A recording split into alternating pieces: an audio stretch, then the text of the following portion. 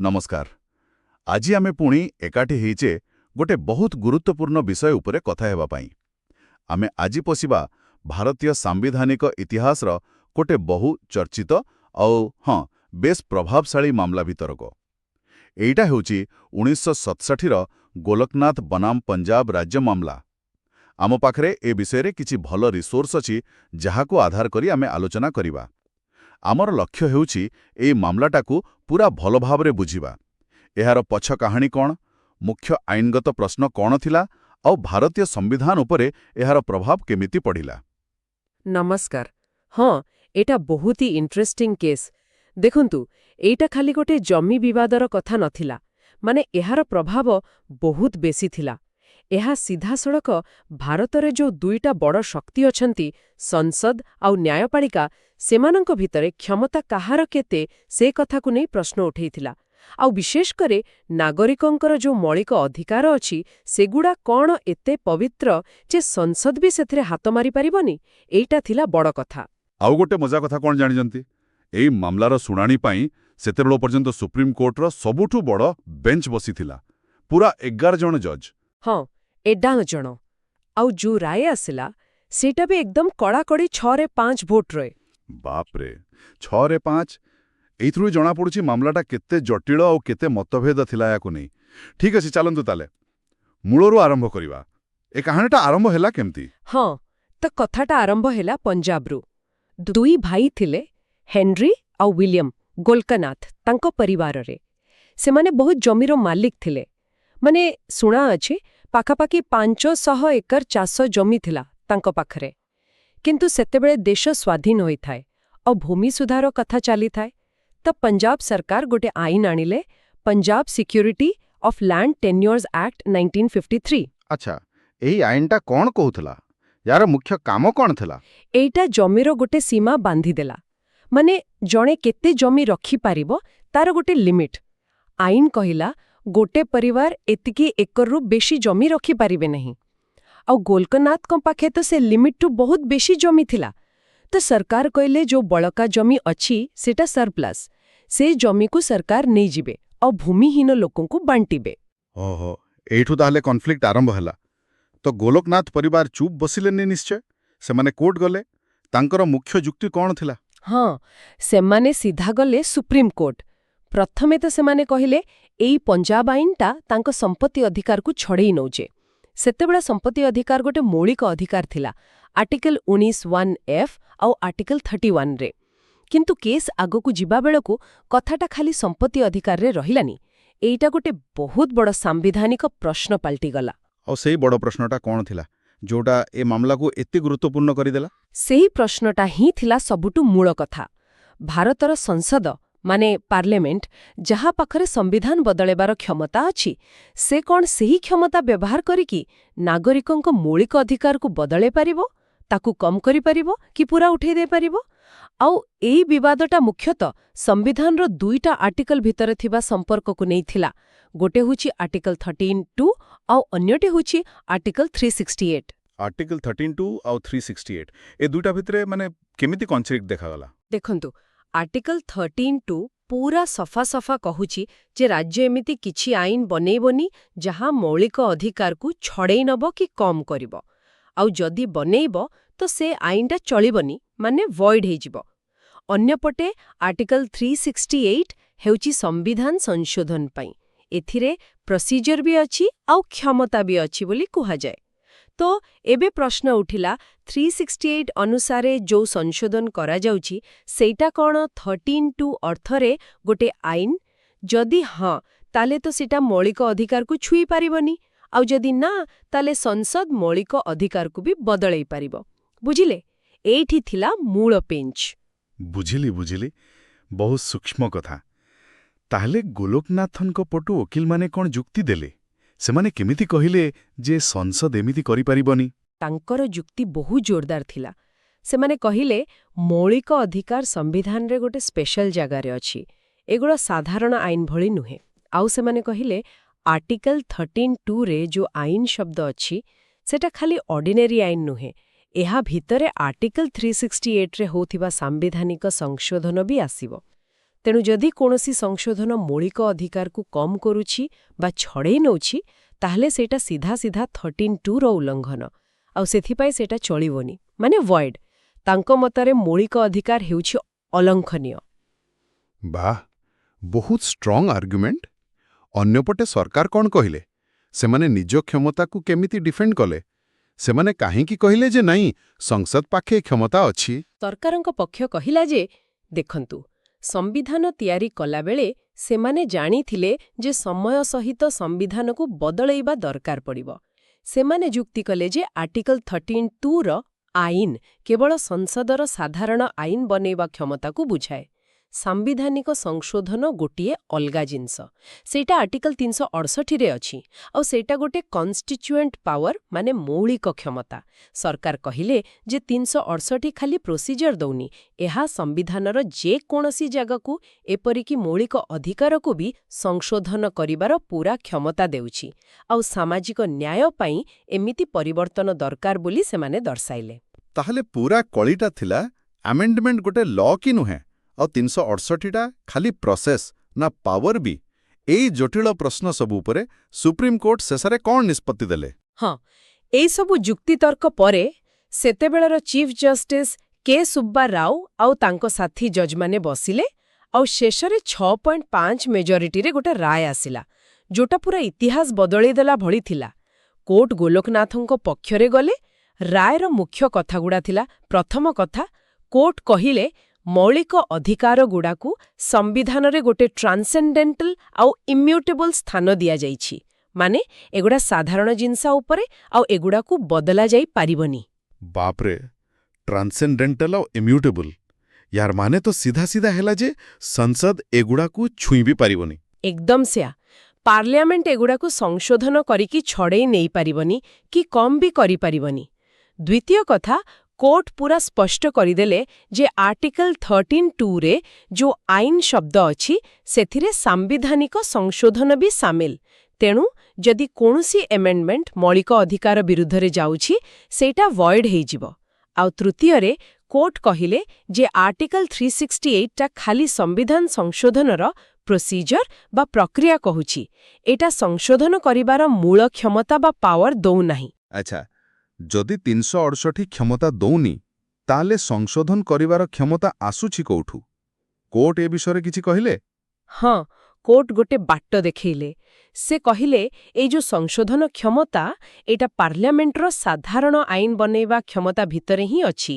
ମାନେ ଆର୍ଟିକଲ 245, 246, 248 ଏସବୁରୁ ଆସୁଛି ଆଉ ବିଶେଷ କରି 7ମ ଅନୁସୂଚୀର ଲିଷ୍ଟ 1ର ଏଣ୍ଟ୍ରି 97, ଯୋଉଟା ହେଲା ଅବଶିଷ୍ଟ କ୍ଷମତା ବା ରେଜିଡୁଆରୀ ପାୱାର।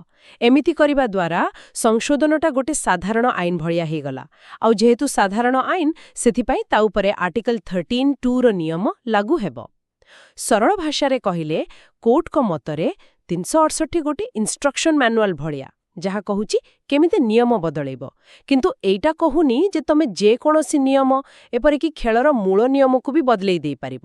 ବାଃ, ଏଇଟା ତ ପାର୍ଲିଆମେଣ୍ଟର ପାୱାର ଉପରେ ଗୋଟେ ବହୁତ ବଡ଼ ପ୍ରତିବନ୍ଧକ ଲଗାଇଦେଲା। ମାନେ ସେହି ରାୟ ପରେ ସଂସଦ ଆଉ ମୌଳିକ ଅଧିକାରକୁ ଟଚ୍ ବି କରିପାରିବନି। ଏହାର ପରିଣାମ ତ ବହୁତ ବ୍ୟାପକ ହେଇଥିବ ନିଶ୍ଚୟ। ଅଧିକାରକୁ ନେଇ ପ୍ରଥମ, ଚତୁର୍ଥ, 17 ସଂଶୋଧନ, ସେଗୁଡ଼ା ବି ଯଦି ଭୁଲ ବୋଲି କୁହାଯିବ, ତାହେଲେ ତ ପୁରା ଦେଶରେ ଗୋଟେ ଭୟଙ୍କର ଆଇନଗତ ଅବ୍ୟବସ୍ଥା ସୃଷ୍ଟି ହେଇଯିବ। ସବୁ ଓଲଟାପଲଟ। ହଁ, ଠିକ୍ ସେୟା। ଏଇ ସମସ୍ୟାର ସମାଧାନ ପାଇଁ କୋର୍ଟ ଗୋଟେ ନୂଆ କନସେପ୍ଟ ବାହାର କଲେ। ନୂଆ କନସେପ୍ଟ କ'ଣ ସେଇଟା? ସେଇଟା ହେଲା ଭବିଷ୍ୟତଲକ୍ଷୀ ପ୍ରଭାବ ଶୂନ୍ୟତାର ସିଦ୍ଧାନ୍ତ। ଇଂରାଜୀରେ କହନ୍ତି ଡକ୍ଟ୍ରିନ୍ ଅଫ୍ ପ୍ରସ୍ପେକ୍ଟିଭ ଓଭରରୁଲିଂ। ଏଇ ଆଇଡିଆଟା ଚିଫ୍ ଜଷ୍ଟିସ୍ ସୁବ୍ବା ରାଓ ଆମେରିକାର ନ୍ୟାୟ ବ୍ୟବସ୍ଥାରୁ ଆଣିଥିଲେ ଆଉ ଭାରତରେ ପ୍ରଥମ ଥର ପାଇଁ ଏଇ କେସ୍ରେ ଲଗେଇଲେ। ଏହାର ମାନେ ହେଲା କୋର୍ଟଙ୍କର ଏଇ ଯୋଉ ନୂଆ ରାୟ ଯେ ପାର୍ଲିଆମେଣ୍ଟ ମୌଳିକ ଅଧିକାର ବଦଳେଇ ପାରିବନି, ଏଇଟା କେବଳ ଭବିଷ୍ୟତ ପାଇଁ ଲାଗୁ ହବ।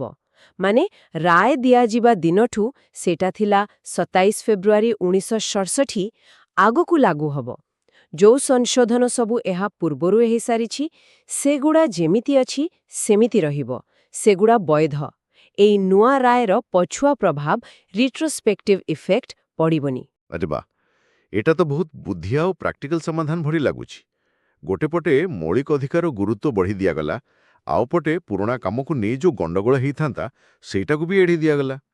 କିନ୍ତୁ ଏଇ ଯୋଉ ପ୍ରୋସ୍ପେକ୍ଟିଭ ଓଭରଅଲିଂ କଥାଟା, ଏଇଟାକୁ କ'ଣ ସବୁ ଜଜ୍ ମାନିଥିଲେ, ନା ଏହାକୁ ନେଇ ବି ମତଭେଦ ଥିଲା? ନା, ଏଇଟା ବି ସମସ୍ତେ ମାନି ନଥିଲେ। ଯୋଉ 5 ଜଣ ଜଜ୍ ଅଲଗା ମତ ଦେଇଥିଲେ, ଡିସେଣ୍ଟିଂ ଜଜେସ୍, ସେମାନେ ଏହାର ବ୍ୟବହାରକୁ ବି ସମାଲୋଚନା କରିଥିଲେ। ସେମାନେ କହିଲେ ଯେ ଆମ ସମ୍ବିଧାନରେ କୋର୍ଟକୁ ଏମିତି କ୍ଷମତା ଦିଆଯାଇ ନାହିଁ। କିନ୍ତୁ ଯେହେତୁ ମେଜରିଟି ରାୟ ଏହା ସପକ୍ଷରେ ଥିଲା, ତେଣୁ ସେଇଟା ହିଁ ଲାଗୁ ହେଲା। ଆଚ୍ଛା, ଏବେ ଆସନ୍ତୁ ଦେଖିବା ଏଇ ପୁରା ରାୟର ପ୍ରକୃତରେ ପ୍ରଭାବ କ'ଣ ହେଲା। ହଁ, ନିଶ୍ଚୟ। ଏତେ ବଡ଼ ଗୋଟେ ରାୟ ପରେ ରାଜନୈତିକ ଆଉ ଆଇନଗତ ଦୁନିଆରେ ହଲଚଲ ତ ହେଇଥିବ। ତତ୍କାଳୀନ ପ୍ରଭାବ କ'ଣ ଥିଲା? ପ୍ରଭାବ ବହୁତ ଗଭୀର ଥିଲା। ପ୍ରଥମ କଥା, ଏଇଟା ପାର୍ଲାମେଣ୍ଟର ସମ୍ବିଧାନ ସଂଶୋଧନ କ୍ଷମତା ଉପରେ ଗୋଟେ ସିଧା ସୀମା ଲଗେଇଦେଲା, ଯୋଉଟା ପାର୍ଲାମେଣ୍ଟକୁ ବିଲକୁଲ ପସନ୍ଦ ଆସିଲାନି। ଦ୍ୱିତୀୟରେ, ଏଇଟା ନାଗରିକଙ୍କ ମୌଳିକ ଅଧିକାରକୁ ଗୋଟେ ବହୁତ ବଡ଼ ସୁରକ୍ଷା ଦେଲା। ଲାଗିଲା ଯେମିତି ଏ ଅଧିକାରଗୁଡ଼ା ପାର୍ଲାମେଣ୍ଟର କ୍ଷମତା ବାହାରେ। ଆଉ ତୃତୀୟ, ଯୋଉଟା ସବୁଠୁ ବେଶି ଗୁରୁତ୍ୱପୂର୍ଣ୍ଣ, ଏହାପରେ ନ୍ୟାୟପାଳିକା ଆଉ ସଂସଦ ଭିତରେ ଗୋଟେ ସିଧା ସଂଘର୍ଷ ଆରମ୍ଭ ହେଇଗଲା। ପ୍ରଶ୍ନ ଉଠିଲା, ସମ୍ବିଧାନର ଶାସନରେ ଶେଷ କଥା କାହାର ରହିବ, କୋର୍ଟର ନା ପାର୍ଲାମେଣ୍ଟର? ସଂଘର୍ଷ? ତାହେଲେ ପାର୍ଲାମେଣ୍ଟ କ'ଣ ଚୁପ୍ ବସିଲା? କୋର୍ଟ ଯେତେବେଳେ କହିଦେଲେ ଯେ ତମେ ମୌଳିକ ଅଧିକାର ବଦଳେଇ ପାରିବନି, ପାର୍ଲାମେଣ୍ଟ କ'ଣ କଲା? ନାଇଁ, ପାର୍ଲାମେଣ୍ଟ ଏତେ ସହଜରେ ହାର ମାନିବା ଜିନିଷ ନୁହେଁ। ସେତେବେଳର ସରକାର ଆଉ ସାଂସଦମାନେ ଭାବିଲେ ଯେ ଏଇ ରାୟଟା ତାଙ୍କର ସାମାଜିକ ଆଉ ଅର୍ଥନୈତିକ ସୁଧାର କାମରେ ବାଧା ଦେବ। ତେଣୁ ଗୋଲକନାଥ ରାୟର ପ୍ରଭାବକୁ କାଟିବା ପାଇଁ ପାର୍ଲାମେଣ୍ଟ 1971ରେ ଗୋଟେ ବଡ଼ ପଦକ୍ଷେପ ନେଲା। ସେମାନେ 24ତମ ସାମ୍ବିଧାନିକ ସଂଶୋଧନ ଆଇନ ପାସ୍ କଲେ। ଆଚ୍ଛା, ଏଇ 24ତମ ସଂଶୋଧନ, ଏଥିରେ କ'ଣ ଥିଲା? ଏଟା କେମିତି ଗୋଲକନାଥ ରାୟକୁ ଉଲ୍ଟେଇବାକୁ ଚେଷ୍ଟା କଲା? ଏଇ ସଂଶୋଧନରେ 2ଟା ଜାଗାରେ ପରିବର୍ତ୍ତନ କରାଗଲା, ଆର୍ଟିକଲ 13 ଆଉ ଆର୍ଟିକଲ 368ରେ।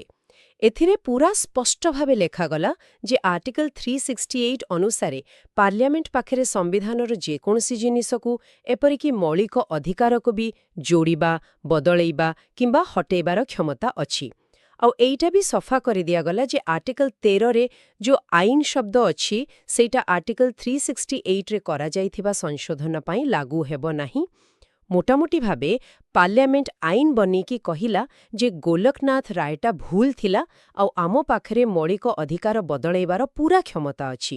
ବାବା, ତାହେଲେ ପୁଣି କଥା ସେଇଠିକି ଆସିଲା। କ୍ଷମତା ପାଇଁ ଏ ଟଣାବଟଣା ଚାଲୁ ରହିଲା। କୋର୍ଟ କହୁଛନ୍ତି ପାରିବନି, ପାର୍ଲାମେଣ୍ଟ କହୁଛନ୍ତି ପାରିବ। ଏ ଯୋଉ ବିବାଦ, ଏହାର ଶେଷ ସମାଧାନ କେବେ ଆଉ କେମିତି ହେଲା? ଏଇ ଲଢ଼େଇର ପରବର୍ତ୍ତୀ ଆଉ ସବୁଠୁ ଗୁରୁତ୍ୱପୂର୍ଣ୍ଣ ମୋଡ଼ ଆସିଲା 1973ରେ। ଆଉ ଗୋଟେ ଐତିହାସିକ ମାମଲା, କେଶବାନନ୍ଦ ଭାରତୀ ବନାମ କେରଳ ରାଜ୍ୟ। ଏଇ କେସ୍ ପାଇଁ ଆହୁରି ବଡ଼ ବେଞ୍ଚ ବସିଲା, 13 ଜଣ ଜଜ୍। ଆଉ ଏଇ ମାମଲାରେ ସୁପ୍ରିମକୋର୍ଟ ଗୋଲକନାଥ ମାମଲାର ରାୟକୁ ବଦଳାଇ ଦେଲେ, ମାନେ ଓଭରରୁଲ୍ଡ କଲେ। ଓହୋ, ଗୋଲକନାଥ ରାୟ ଓଭରରୁଲ୍ ହେଇଗଲା। ତାହେଲେ କେଶବାନନ୍ଦ ଭାରତରେ କ'ଣ ନିଷ୍ପତ୍ତି ହେଲା? ପୁରା ପାର୍ଲାମେଣ୍ଟ ସପକ୍ଷରେ ଗଲା? ପୁରା ନୁହେଁ। କୋର୍ଟ ମାନିଲେ ଯେ ହଁ, ପାର୍ଲାମେଣ୍ଟ ପାଖରେ ଆର୍ଟିକଲ 368 ଅନୁସାରେ ମୌଳିକ ଅଧିକାର ସହିତ ସମ୍ବିଧାନର ଯେକୌଣସି ଅଂଶକୁ ସଂଶୋଧନ କରିବାର କ୍ଷମତା ଅଛି। ଏହି ହିସାବରେ 24ତମ ସଂଶୋଧନଟା ଠିକ୍ ଥିଲା। କିନ୍ତୁ, ଆଉ ଏଇ କିନ୍ତୁଟା ହିଁ ସବୁଠୁ ବଡ଼ କଥା। କୋର୍ଟ କହିଲେ ଏଇ କ୍ଷମତାଟା ଅସୀମିତ ନୁହେଁ, ଇଟ୍ସ ନଟ୍ ଆବସଲ୍ୟୁଟ୍। ପାର୍ଲାମେଣ୍ଟ ଏମିତି କିଛି ସଂଶୋଧନ କରିପାରିବ ନାହିଁ ଯାହା ସମ୍ବିଧାନର ମୌଳିକ ସଂରଚନା ବା ବେସିକ୍ ଷ୍ଟ୍ରକ୍ଚରକୁ ନଷ୍ଟ କରିଦେବ ବା ପୁରା ବଦଳାଇ ଦେବ। ମୌଳିକ ସଂରଚନା ମାନେ ହେଲା ସମ୍ବିଧାନର ସେଇ ମୂଳଦୁଆ, ସେଇ ଆତ୍ମା, ଯାହାକୁ ବଦଳାଇ ଦେଲେ ସମ୍ବିଧାନ ଆଉ ସେଇ ସମ୍ବିଧାନ ହେଇକି ରହିବ ନାହିଁ। ଓହୋ, ମୌଳିକ ସଂରଚନା, ବେସିକ୍ ଷ୍ଟ୍ରକ୍ଚର ଡକ୍ଟ୍ରିନ୍, ଏଇଟା ତ ଆହୁରି ଗୋଟେ ବଡ଼ କଥା। ତାହେଲେ ଗୋଲକନାଥ କେସ୍ରେ ଯୋଉ ସିଧା କଥା କୁହାଯାଇଥିଲା ଯେ ମୌଳିକ ଅଧିକାରକୁ ଛୁଇଁ ହେବନି, ସେଇଟା ବଦଳିଗଲା ସତ, କିନ୍ତୁ ସେଇ କେସ୍ ହିଁ ବାଟ ତିଆରି କରିଥିଲା ଏଇ ମୌଳିକ ସଂରଚନା ଭଳି ଗୋଟେ ବଡ଼ ସିଦ୍ଧାନ୍ତ ପାଇଁ। ମାନେ ଗୋଲକନାଥ ଗୋଟେ ମଝି ଷ୍ଟେପ୍ ଭଡ଼େଥିଲା, କିନ୍ତୁ ବହୁତ ଗୁରୁତ୍ୱପୂର୍ଣ୍ଣ ଷ୍ଟେପ୍, ଯିଏ ପ୍ରଥମ ଥର ପାଇଁ ମୌଳିକ ଅଧିକାର ସ୍ପେଶାଲ ସ୍ଥିତି କଥା ଏତେ ଜୋରରେ କହିଥିଲା। ଆପଣ ଏକଦମ ଠିକ୍ ଧରିଛନ୍ତି। ଗୋଲକନାଥ ରାୟ ହୁଏତ ବେଶୀ ଦିନ ତିଷ୍ଠିଲାନି, କିନ୍ତୁ ଆମ ସାମ୍ବିଧାନିକ ଇତିହାସରେ ତାର ଜାଗା ବହୁତ ଖାସ୍। ଚାଲନ୍ତୁ ଏବେ ଶେଷରେ ଦେଖିବା ଏଇ ପୂରା ମାମଲାରୁ ଆମେ ମୁଖ୍ୟତଃ କ'ଣ ଶିଖିଲେ ବା କ'ଣ ମନେ ରଖିବା କଥା। ହଁ, ଏତେ ସବୁ ଆଲୋଚନା ପରେ ମୁଖ୍ୟ ଟେକ୍ଅୱେ କ'ଣ? ଶ୍ରୋତାମାନେ କ'ଣ ମନେ ରଖିବା ଜରୁରୀ? ଦେଖନ୍ତୁ, ପ୍ରଥମ କଥା ହେଲା ଗୋଲକନାଥ ମାମଲା ଦେଖେଇଲା ଯେ ମୌଳିକ ଅଧିକାର ଖାଲି କାଗଜ କଲମର କଥା ନୁହେଁ। ଏଇଟା ନାଗରିକଙ୍କର ସ୍ୱାଧୀନତା ଆଉ ସମ୍ମାନର ପ୍ରତୀକ। ଆଉ ଏହା ବି ଦେଖେଇଲା ଯେ ନ୍ୟାୟପାଳିକା ଏ ଅଧିକାରଗୁଡ଼ିକୁ ବଞ୍ଚେଇ ରଖିବା ପାଇଁ କେତେ ଦୂର ଯାଇପାରେ, କେତେ ଆକ୍ଟିଭ୍ ହେଇପାରେ। ଦ୍ୱିତୀୟରେ, ସେଇ ଯେଉଁ ପ୍ରସ୍ପେକ୍ଟିଭ୍ ଓଭରରୁଲିଂ ବା ଭବିଷ୍ୟତଲକ୍ଷୀ ପ୍ରଭାବ ଶୂନ୍ୟତା କଥା କହିଲେ, ସେଇଟା ଭାରତୀୟ ଆଇନ ବ୍ୟବସ୍ଥାରେ ଗୋଟେ ନୂଆ ଆଉ ବହୁତ କାମିଟା ଟୁଲ୍ ଯୋଗ କଲା। ଏଇଟା କୋର୍ଟକୁ ସାହାଯ୍ୟ କରେ ପରିବର୍ତ୍ତନ ଆଉ ସ୍ଥିରତା ଭିତରେ ଗୋଟେ ବାଲାନ୍ସ ରଖିବା ପାଇଁ। ଆଉ ତୃତୀୟ କଥା, ଯଦିଓ କେଶବାନନ୍ଦ ଭାରତୀ କେସ୍ରେ ଗୋଲକନାଥ ରାୟ ବଦଳିଗଲା, ଏଇ ମାମଲା ହିଁ ସେହି ଆଲୋଚନା ଆରମ୍ଭ କରିଥିଲା ଯେ ପାର୍ଲାମେଣ୍ଟର ସଂଶୋଧନ କ୍ଷମତାର ବି ଗୋଟେ ସୀମା ରହିବା ଦରକାର। ଏହା ପରୋକ୍ଷରେ ହଉ ପଛେ ସେହି ମୌଳିକ ସଂରଚନା ଡକ୍ଟ୍ରିନର ମୂଳଦୁଆର ପକାଇଥିଲା, ଯୋଉଟା ଆଜି ବି ଆମ ସମ୍ବିଧାନର ଗୋଟେ ବହୁତ ବଡ଼ ଅଂଶ। ଏକଦମ ଠିକ୍। ଆଉ ଶେଷରେ ମୋତେ ଲାଗେ ଏଇ ମାମଲା ଆମ ସମସ୍ତଙ୍କ ପାଇଁ ଗୋଟେ ବହୁତ ବଡ଼ ପ୍ରଶ୍ନ ଛାଡ଼ିଯାଏ, ଯାହା ଉପରେ ଆମେ ସବୁବେଳେ ଚିନ୍ତା କରିବା କଥା। ଗୋଟେ ଗଣତନ୍ତ୍ରରେ ଲୋକଙ୍କ ଦ୍ୱାରା ବଛା ହେଇଥିବା ସଂସଦର ସମ୍ବିଧାନ ବଦଳେଇବାର କ୍ଷମତା ଆଉ ସେଇ ନାଗରିକମାନଙ୍କର ମୌଳିକ ଅଧିକାର, ଯାହାକୁ କୁହାଯାଏ ଅଲଙ୍ଘନୀୟ, ଏଇ ଦୁଇଟା ଭିତରେ ଠିକ୍ ବାଲାନ୍ସଟା କୋଉଠି ରହିବା ଦରକାର। କେତେବେଳେ ସମାଜର ସ୍ୱାର୍ଥ, ଯାହା ସଂସଦ ଦେଖାଏ, ବ୍ୟକ୍ତିଗତ ଅଧିକାର ଉପରେ ଭାରି ପଡ଼ିବା ଉଚିତ, ଆଉ କେତେବେଳେ ବ୍ୟକ୍ତିଗତ ଅଧିକାର ସରକାରୀ କ୍ଷମତାର ସୀମା ଟାଣିବା ଉଚିତ। ଗୋଲକନାଥ ମାମଲା ଏଇ ଜଟିଳ ସନ୍ତୁଳନ ଖୋଜିବାରେ ଗୋଟେ ବହୁତ ସାହସିକ ପଦକ୍ଷେପ ଥିଲା, ଆଉ ସେ ଖୋଜାଟା ଆଜି ବି ଚାଲିଛି।